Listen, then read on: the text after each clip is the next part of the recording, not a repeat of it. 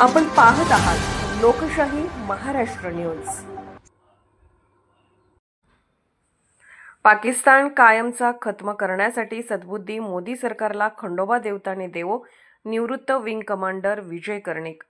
पश्चिम काश्मीर खोऱ्यात देशातील निष्पाप पर्यटकांवर जीवघेणा केलेला भ्याड हल्ला करणाऱ्या आतंकवाद पुरस्कृत पाकिस्तानला कायमचे खत्म करण्याची सद्बुद्धी जेजुरीच्या खंडोबा देवाने मोदी सरकारला देवो, अशी संतप्त प्रतिक्रिया निवृत्त विंग कमांडर विजय कर्णिक यांनी देत, खंडोबा देवता ही वीर पराक्रमी ऐतिहासिक युद्धवीरांचे दैविक प्रेरणास्थान आहे। प्रत्येक वेळेस भ्याड पाकिस्तान हल्ला करणाऱ्याने आपण पाहत बसणे योग्य नाही, असेही विजय कर्णिक यांनी म्हटलं आहे। 1971च्या भारत-पाकिस्तान युद्धात आपला जीव धोक्यात घालून भूजच्या युद्धात पराक्रम दाखवणाऱ्या विजय कर्णिक आणि त्यांचे बंधू निवृत्त विंग कमांडर लक्ष्मण कर्णिक हे आहे बुधवारी जेजुरी खंडोबा गडावर दर्शनाकरता आले होते।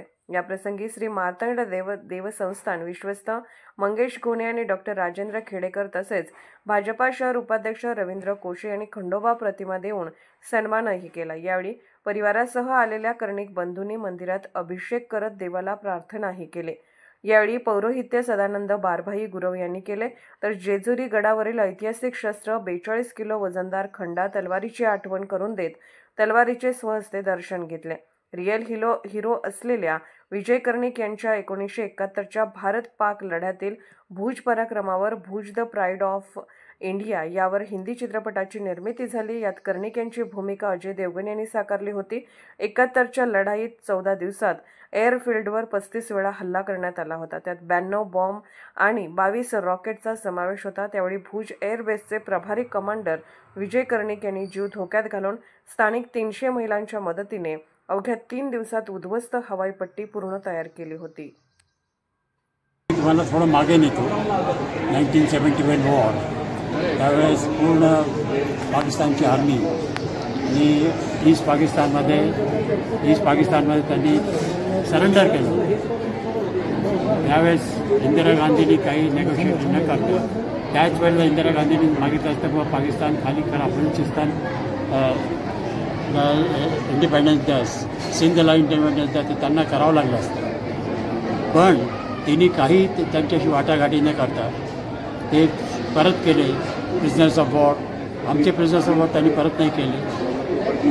काश्मीरचा मुद्दा पण त्यांनी तसाच ठेवला, त्याच्या आता आम्ही भोगतो आहे। आणखीन आतापर्यंत आपण सहन करत होतो, पण आता मोदी गव्हर्नमेंट आल्यानंतर थोडं पाकिस्तान चायना आपल्याला घाबरायला लागलं। तर पहिले घाबरायचं ना आपणच घाबरून बसायचं, पण आता जे झालं आहे ते आता शेवटचं व्हायला पाहिजे। फक्त आता मोदी गव्हर्नमेंट आणखी BJPनी असा हस्तक्षेप केला किंवा असा पाय उचलला पाहिजे की ह्याच्या पुढे पूर्ण पाकिस्तान राहता कामा नये। आता ही वेळ आहे त्यांना धडा शिकवायची। फक्त घरके घुसके मारो नाही, खतमही करतो पाकिस्तान, तरच ते होते। नाही तर ते चालत राहणार, हे लोक पाहत राहणार, हे लोक असे निहत्या लोकांना मारत राहणार आणि आपण मग त्याच्यावरती रडत राहणार। असं होता कामा नये। अत्यंत कठोर हे उचललं पाहिजे। आणि तर मी खंडोबाच्या परिसरात म्हणून सांगतोय, आम्ही म्हणतो हे वीरभूमी आहे। खंडोबा वीरांचे देवता आहेत। सगळे जे बाजीराव पेशव्यांनी ते जे राज्य स्थापन केले, गायकवाड यांना बडोद्याला, होळकर इंदोरला, शिंदे ग्वाल्हेरला, नागपूरला भोसले, हे बाजीरावांचेच काय म्हणतात त्याला सरदार होते। आणि त्या सर्वांचं पण कुलदैवत हेच आहे। करेक्ट, आमचं कुलदैवत अशी बुद्धी दे या गव्हर्नमेंटला की थोडं त्यांचा सडेतो एकदमच निकाल लागला पाहिजे। आणखीन हा निकाल आता जास्त वेळ करता कामा नये। असे हे कधी येत नाही, रोज येत नाही। असा एक चान्स मिळाला, आता पूर्ण असा धडा पाकिस्तानला दिला पाहिजे।